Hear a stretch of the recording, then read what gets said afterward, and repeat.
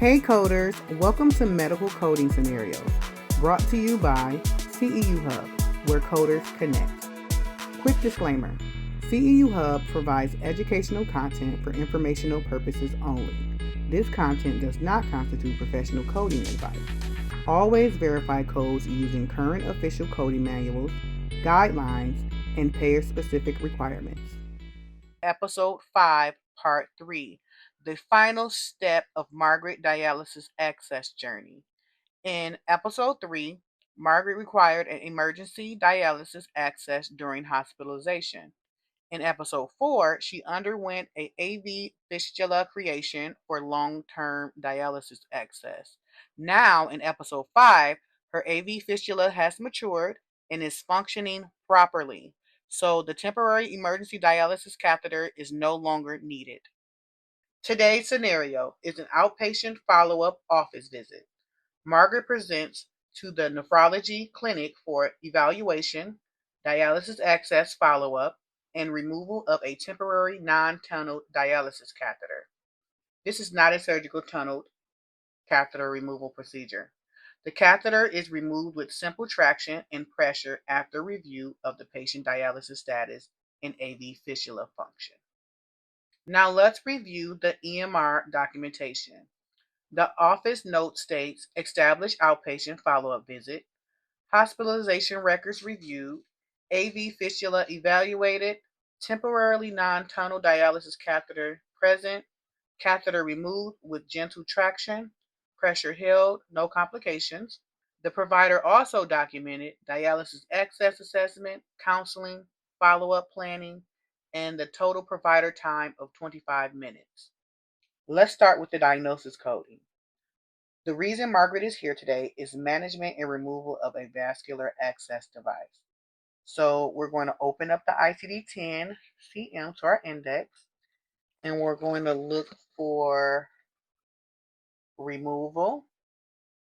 From removal, we're going to go catheter. From catheter, we're going to go vascular, and that gives us Z45.2. We're going to take a Z45.2 to the tabular. Now that we're in the tabular, we're going to look up our code Z45.2. But before we go to the Z45.2, we're going to stop and look at the Z45. And it says encounter for adjustment and management of implanted device. See official guidelines, aftercare. IC I.C.21.C.7. So let's go and look at these guidelines. Now that we're in the front of the book, we're going to look up our official guidelines. So we're going to start at section I. From I, we're going to go C. From C, it's going to be 21. Okay, and then we're going to go from 21 to 21, we're going to go C. And from C, we're going 7. Okay, now that we're here at 7, it says aftercare. And we're going to read through our guidelines, but it's one thing that I wanted to point out, and that is here. The aftercare codes are generally first listed to explain the specific reason for the encounter. So when sequencing our codes, we're definitely going to take a look at this guideline and make sure we are sequencing the codes correctly. So now that we read through our aftercare guidelines for our Z code, we're going to take it back to the tabular and officially look at our specific code. Now that we're back in the tabular, we're going to look up our specific code, but we're going to go back to the Z45 because we already looked up our guidelines. We're also going to look into the include notes, which is removal or replacement of implanted device. We're going to look at our exclude notes. This doesn't apply to us, so let's take it to our more specific code that we found in the tabular, the Z45.2. It says encounter for adjustment and management of vascular access device. Now, it's very important to make sure we're looking at our includes and exclude notes and all our instructional notes, because At first, you might think using the Z45.2, the encounter for the adjustment and management, is our final code. And honestly, that makes sense at first because a dialysis catheter is a vascular access device.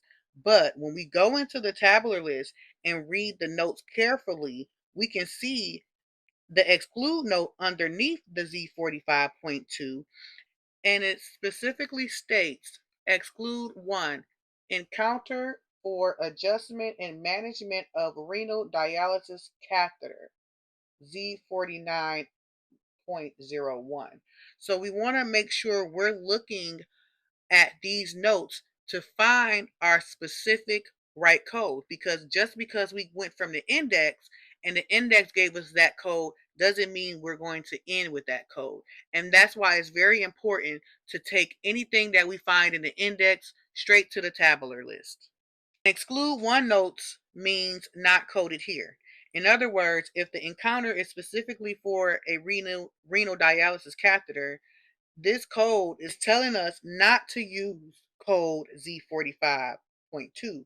Instead, we must use the Z49.01. So let's go to that code, which is the Z49.01. Now that we're at the Z49, it says encounter for care involving renal dialysis. We already read our official guidelines with the other code. Now let's go down to our more specific one. Z49.01, encounter for fitting and adjustment of extracorporeal dialysis catheter. Also, removal or replacement of renal dialysis catheter. And the extracorporeal word only means that the dialysis catheter is situated or occurring outside of the body. So again, this is why reading the tabular list matters so much. The documentation supports the tunnel hemodialysis catheter removal, dialysis catheter, and a transition to the functioning AV fistula. That means the more specific diagnosis code is the Z4901, and that's the encounter for fitting and adjustment of the extracorporeal dialysis catheter or the removal of the renal dialysis catheter. Also, we have to pay attention here where it says code also associated end-stage renal disease, N18.6, as well as her dependence on the renal dialysis. Quick recap. So Margaret originally required a hemodialysis catheter for emergency dialysis access while waiting for her AV fistula. Now that her AV fistula has matured and is fully functional, the catheter is no longer needed and was removed in an outpatient setting. Some coders may think about using the Z45.2 encounter for the adjustment and management of the vascular access device, but when we reviewed the tabular list, we found an exclude 1 note stating that an encounter for adjustment and management of a renal dialysis catheter, which is the Z49.01, that told us not to use the code Z45.2 for this encounter. So the more specific diagnosis code is the Z49.1, and that's the encounter for fitting and adjustment of the extracorporeal dialysis catheter. Then we also reported the N18.6 for the end-stage renal disease and the Z99.2 for dependence on renal dialysis. So the final diagnosis sequencing is the Z49.01, N18.6, and the Z99.2.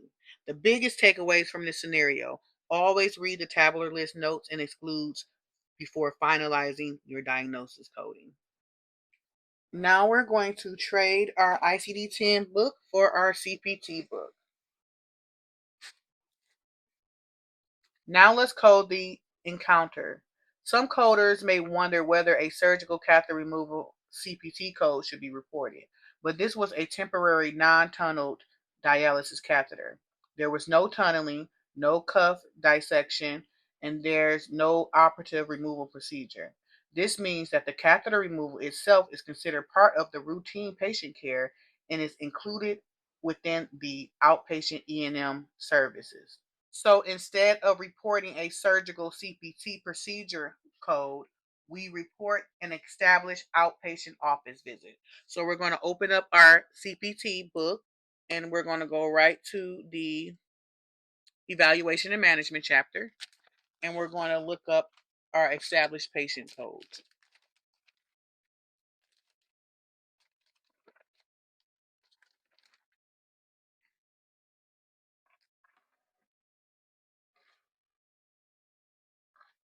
Okay, now that we are in the tabular and we're looking at our established patient codes, we're going to look for our total time documented, and that's 25 minutes.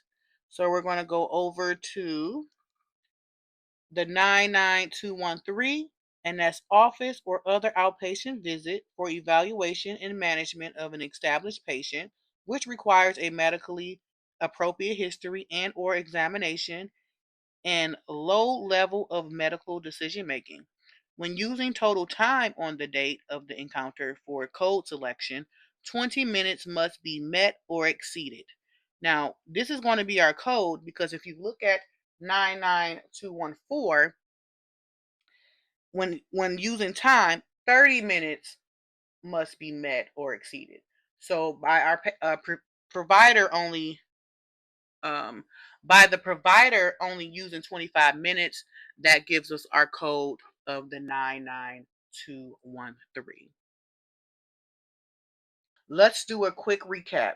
There was an outpatient nephrology follow-up visit involving removal of a temporary non-tunnel dialysis catheter after Margaret's AV fistula maturing.